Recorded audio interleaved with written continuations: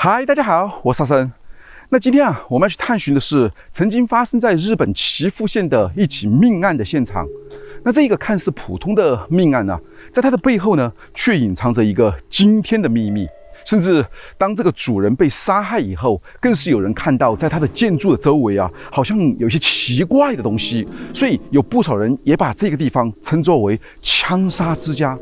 那这究竟是怎样的一个地方呢？我们就一块去一探究竟。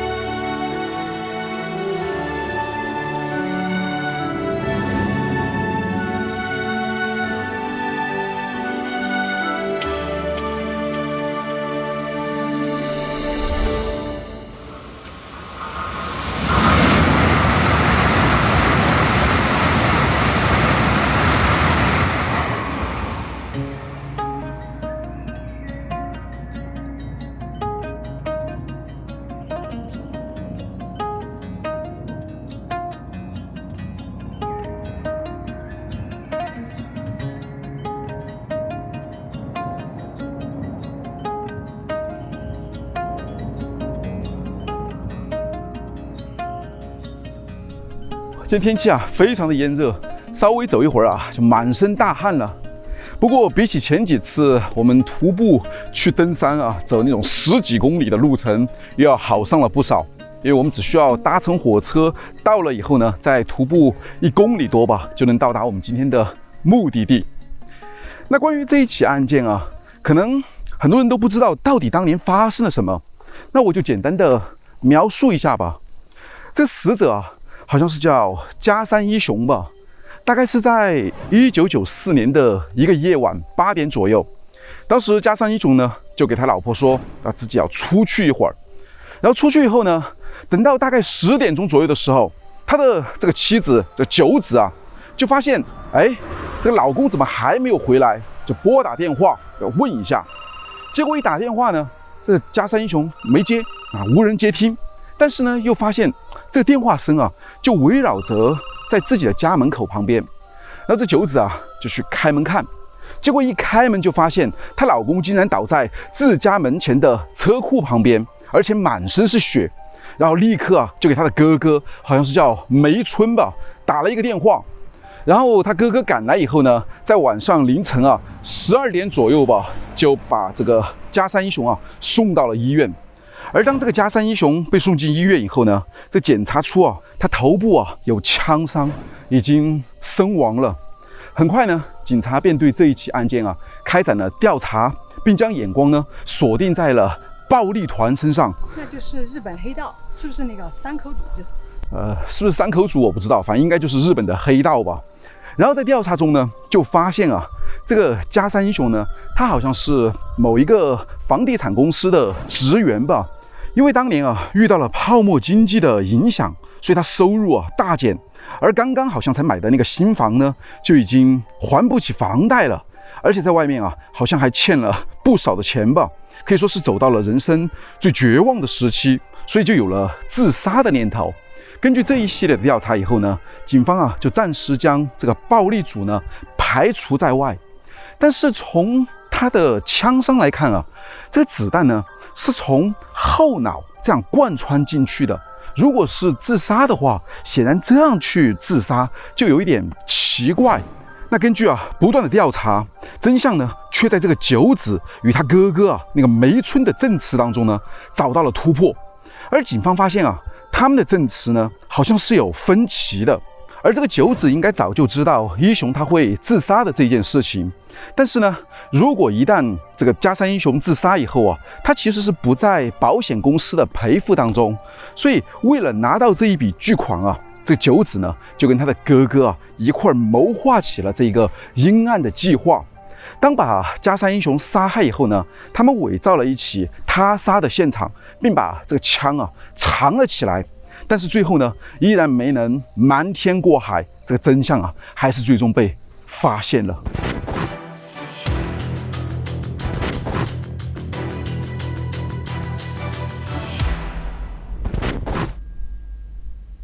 这起案件以后呢，警察啊在他的哥哥的家里面发现了一把手枪，最终这起案件呢被定义为自杀，而九子还有他哥哥等人啊，最终被判定为了保险金欺诈或者说是未遂吧。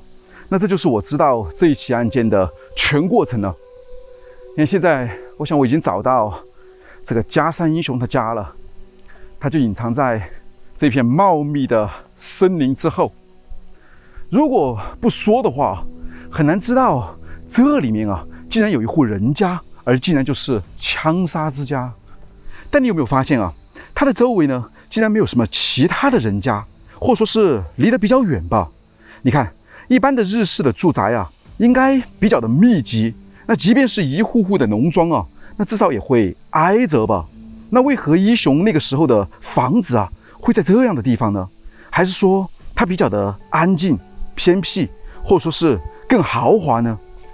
那显然啊，这一栋住宅它会比旁边周围的房价呢一定要高上不少。所以我想这也应该是加山一雄啊他还不了房贷的其中的一个原因吧。周围现在已经拉上了铁网，从这里啊应该没法进去。稍等一会儿，我们看一下能否从其他地方绕进去。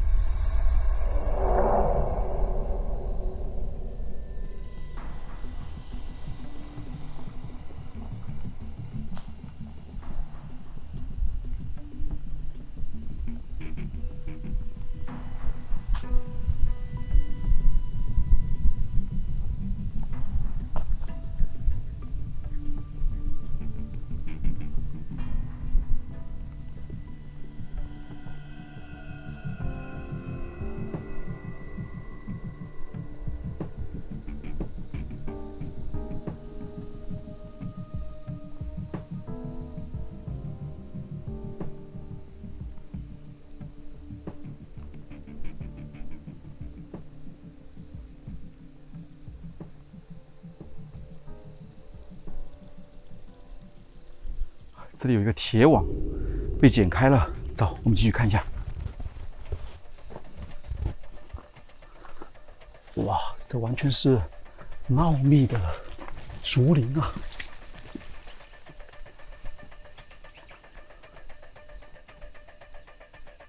看这房屋，走。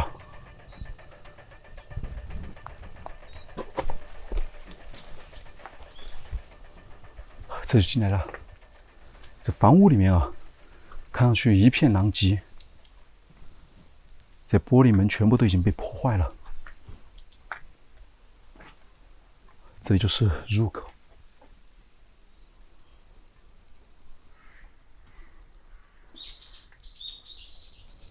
一片狼藉，入户有一个阶梯上2楼的。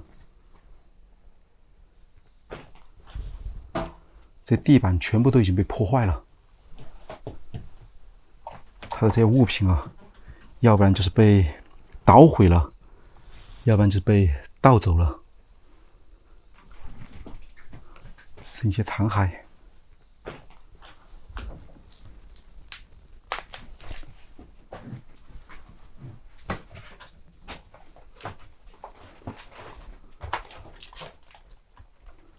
抽屉。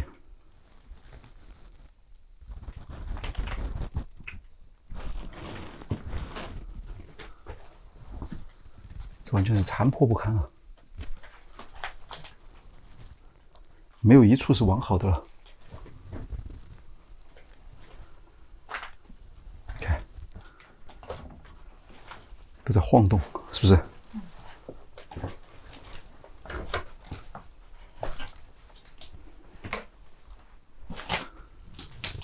上2楼的阶梯，阶梯依然是比较陡峭。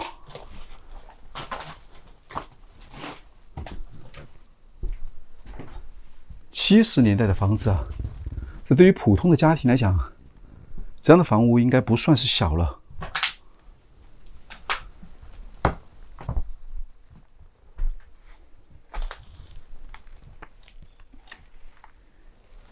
一个红色的外放机，不过已经是面目全非了。这边是厨房，卫生间在这一端。但你看它的这个地面啊，所有的地板全部都被破坏了。这周围啊，没有一处是比较完好的。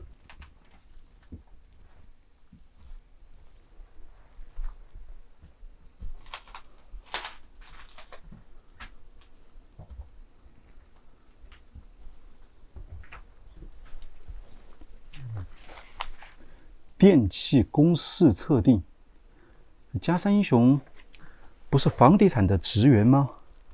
那有可能他平时的爱好啊，与这个电器有关吧？哎，哇，你看这里，这里有某人啊，被枪杀了。但这应该不是加山英雄，因为加山英雄被发现的时候，他旁边是没有枪的。这里还有。另外一个人被杀害了，这应该是泰国的报纸吧？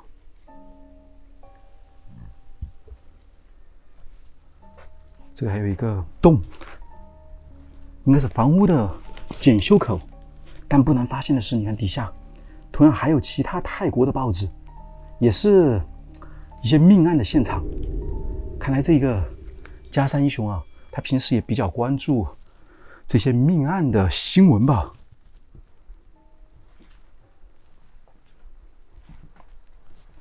这是另外的电器的书，你看这一面有好多的西服，这应该都是加山英雄以前他自己的这种工作装了吧？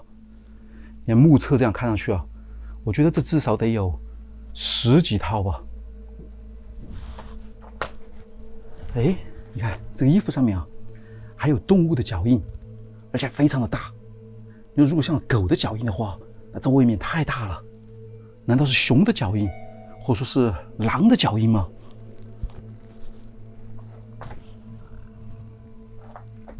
其实这个加山英雄啊，这并不是他的真名，他的真名好像是叫崔太直吧。我想大家应该都猜到了，他和他老婆实际是住在日本的韩国人。那你想，在70年代啊，就拥有这么大的一栋房子。而且他们还有枪，那个时候的日本的枪支管得这么的严格，他们为何会拥有枪？所以在我看来啊，他们的身份应该不简单。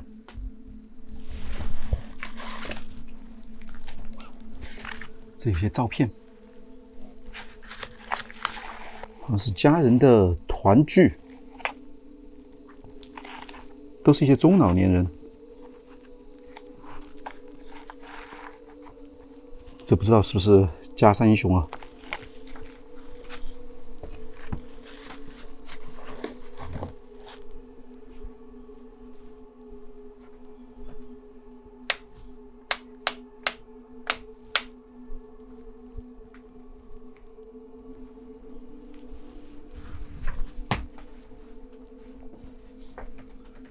这阶梯啊，比较陡峭，但你有没有发现？这阶梯啊，其实还蛮新的，就像是一个清水房刚刚才装了以后，或者说是它还没有来得及做一些铺装，然后就被废弃在了这里。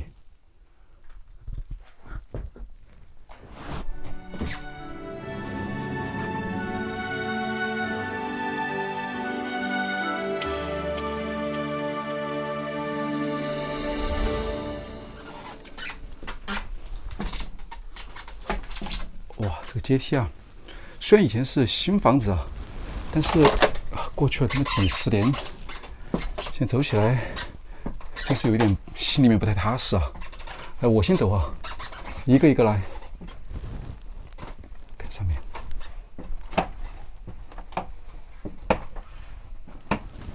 这地上有一个被子，应该是以前有人在这里啊住过。不过上面现在全部都是蝙蝠屎吧？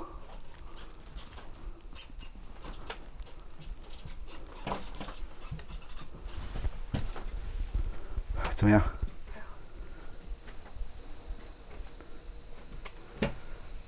外面是竹林，你看这位竹林啊，特别的茂密。哇，那边好像还有一个露台。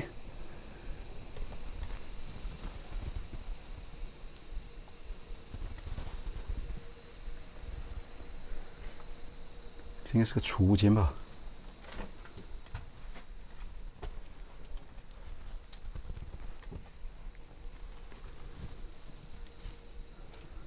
很小的一个过道。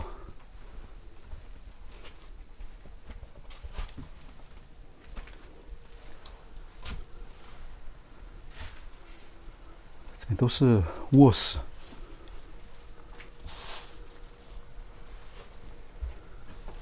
通往阳台的这个门啊，全部被这些杂草、枯藤缠绕着。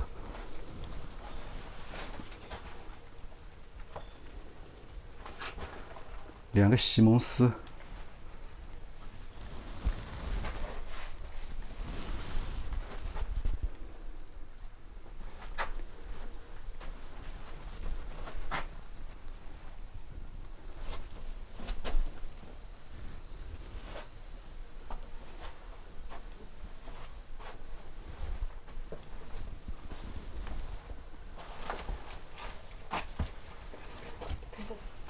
什么？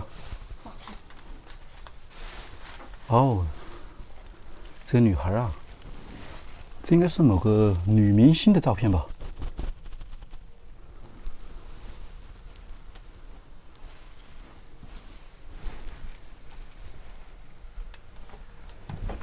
你看这里有一个国民年金，不知道是不是交的保险啊？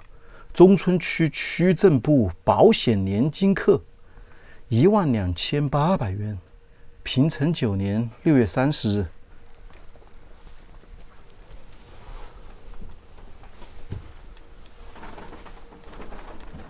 地上有很多的，你看，游戏、马里奥，这里还有漫画，这边是一些汽车的杂志，还有什么修罗。那在外面啊，已经就像是一个森林一样了。这里还有一些美女的杂志。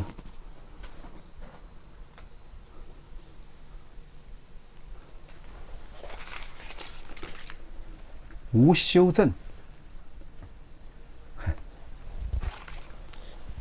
这边是衣橱。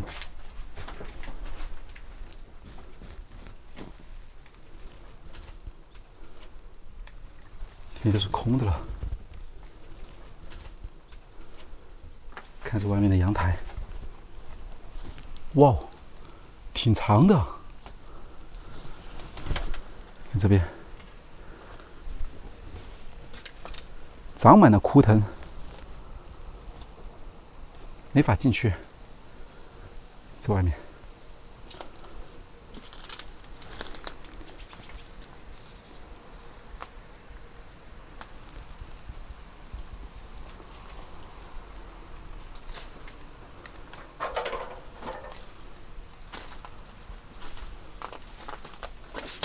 这是另外一间卧室，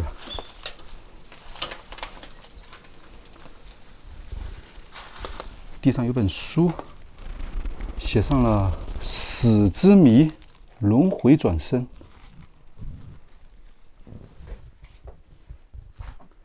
有些录影碟，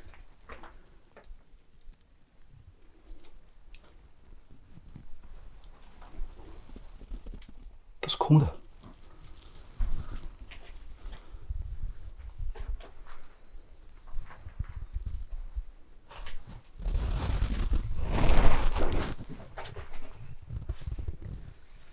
你看这里，我好像发现了什么。这地上啊，有一个信封，写上了仓本主中野嘉德，而这个仓本主啊，应该是一个化名吧。其实，真正的这个仓本主，应该就是我们大家熟知的那个黑道组织了。那为什么这样的一个黑道组织的信封会放在加山一雄的房间里面呢？那我们前面说到，加山一雄不是因为还不了这个房贷而苦恼，所以想去自杀吗？看来这个说法就不那么重要了。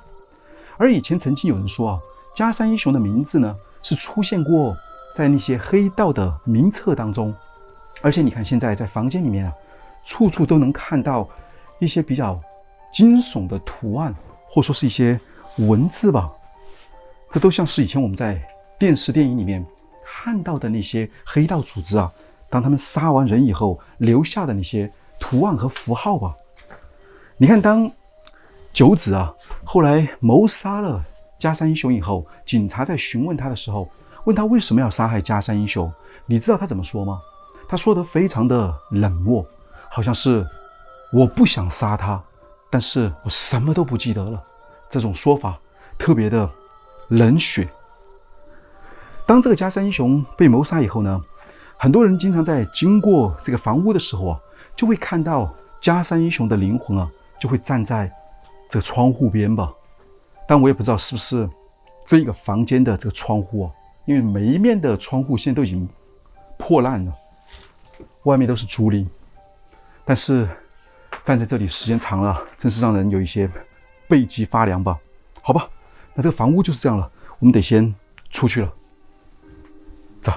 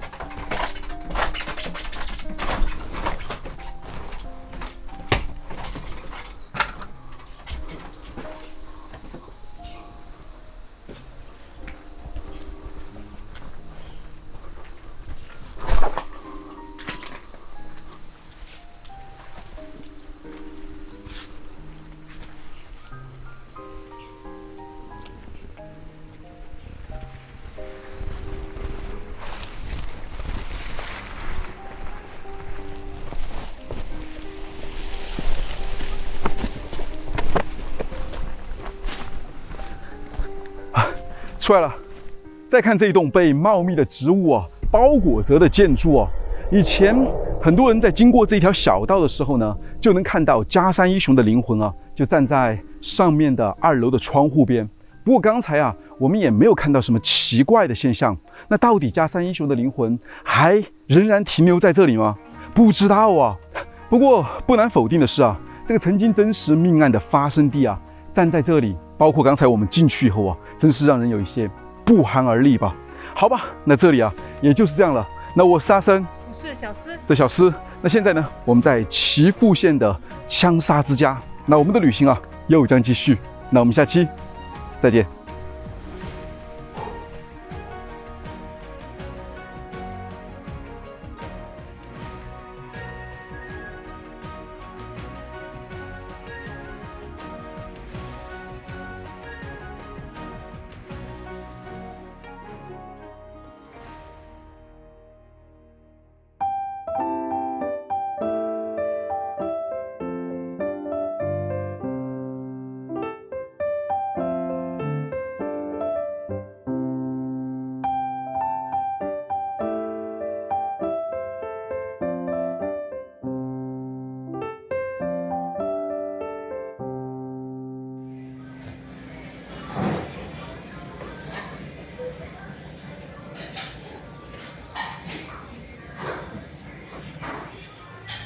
来看一下今天的料理啊，这是一碗拉面，中间有一块肉，旁边这是咸菜吧，笋子。这面啊，它的汤非常的浓，试一下。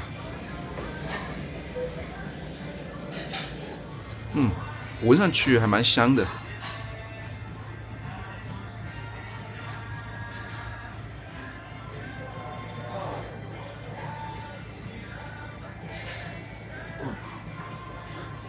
这面比较有嚼劲，但是稍稍有点咸。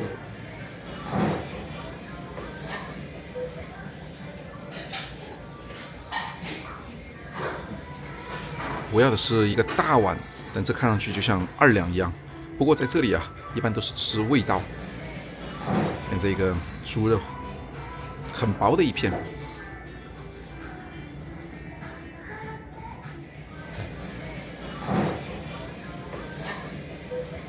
口感还不错。